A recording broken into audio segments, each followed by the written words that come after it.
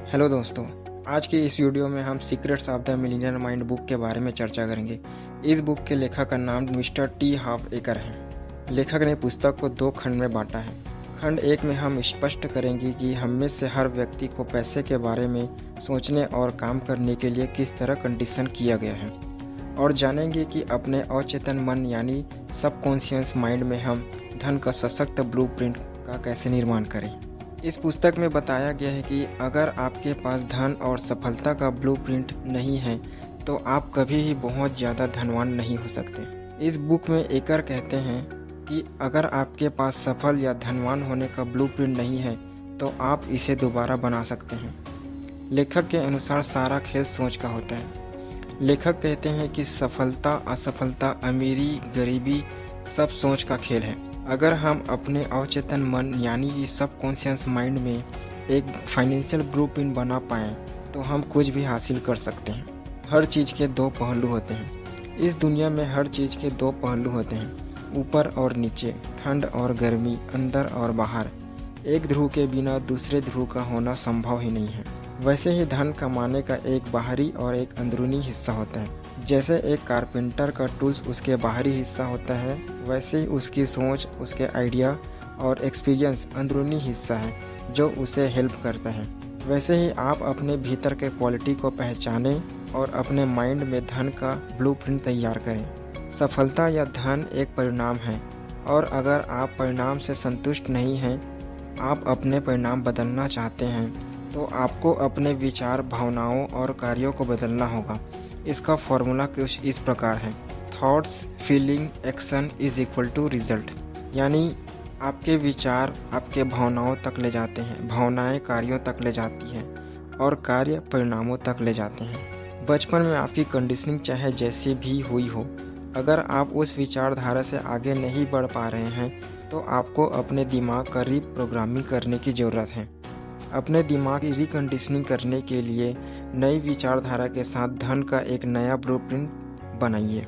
अपने दिमाग की रीप्रोग्रामिंग करने के लिए आपको रोज शीशे के सामने नई विचारधारा के साथ घोषणा करना होगा।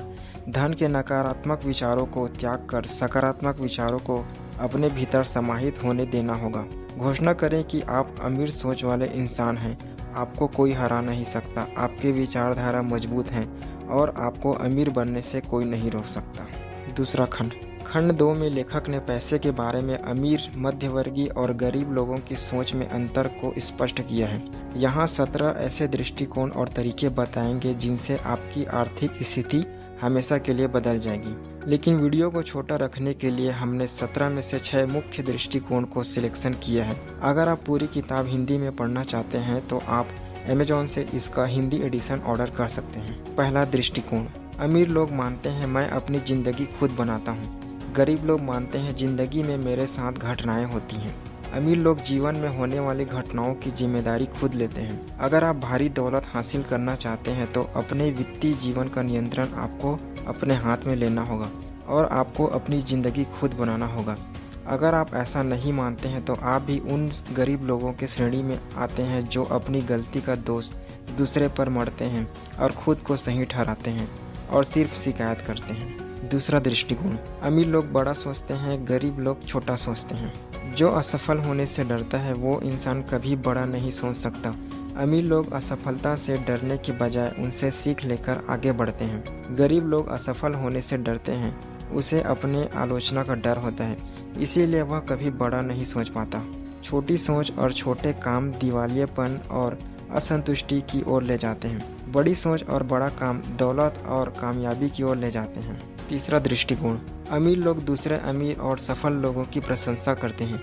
गरीब लोग अमीर और सफल लोगों से द्वेष रखते हैं। गरीब लोग दूसरे की सफलता से जलते हैं और द्वेष, ईर्ष्या भरी निगाहों से उन्हें देखते हैं। आपको यह एहसास करना होगा कि अगर आप अमीर लोगों को किसी प्रकार से बुरा मानते हैं और खुद अच्छा व अमीर बनना चाहते हैं तो यह असंभव है।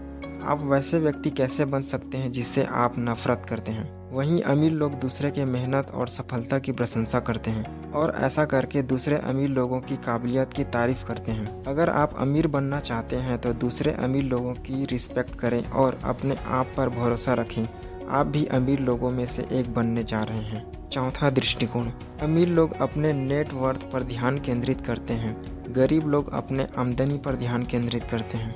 लेखक कहते हैं दौलत का सच्चा पैमाना आमदनी नहीं नेटवर्थ है। नेटवर्थ आपके पास मौजूद हर संपत्ति का वित्तीय मूल्य है। जब पैसे की बात आती है तो गरीब और मध्यवर्गीय लोग आमतौर पर यह सवाल पूछते हैं, आपकी आमदनी कितनी है? और अमीर लोग यह सवाल पूछते हैं, आपकी नेटवर्थ कितनी है? नेटवर्थ के 4 तत्व हैं, आमदनी, बचत, निवेश, सरलीकरण। गरीब और कई मध्यवर्गीय लोग चारों तत्वों में से सिर्फ सक्रिय आमदनी पर पूरा ध्यान केंद्रित करते हैं, और जो इंसान इन चारों तत्वों में ध्यान केंद्रित करता है वह अमीर बन जाता है। पांचवा दृष्टिकोण, अमीर लोग पैसे से अपने लिए कड़ी मेहनत करवाते हैं, वहीं गरीब लोग अपने पैसे के लिए कड़ी मेहनत करते हैं। कड़ी मेहनत महत्वपूर्ण है, लेकिन सिर्फ कड़ी मेहनत करके आप अमीर नहीं बन सकते। आपने देखा होगा कि मजदूर बहुत कड़ी मेहनत करता है, फिर भी उसके पास पर्याप्त पैसे नहीं होते, क्योंकि वे सिर्फ पैसे के लिए काम करते हैं। पैसों से और पैसा कमाने की कला वह नहीं जानता, या उसने यह कला सीखा ही नहीं है। अमीर लोग कड़ी मेहनत तो करते हैं, लेकिन जब उसके पास पैसा आ जाता है तो वे लोग पैसे से अपने लिए कड़ी मेहनत करवाते हैं, ताकि उनका पैसा उनके लिए और अधिक पैसा कमाए। छठवां दृष्टिकोण, अमीर लोग लगातार सीखते और विकास करते हैं, गरीब लोग सोचते हैं कि वे पहले से ही सब कुछ जानते हैं। लेखक कहते हैं कि अगर आप वही करते रहते हैं जो आपने हमेशा किया है, तो आपको वही मिलता रहेगा जो आपको हमेशा मिलता है। इसीलिए यह अनिवार्य है कि लगातार सीखते और विकास करते रहें, क्योंकि सीमित ज्ञान आपको अमीर नहीं बना सकता। अमीर बनने के लिए अपने ज्ञान के स्तर को लगातार बढ़ाते रहना होगा। Continuous learning is the key of success.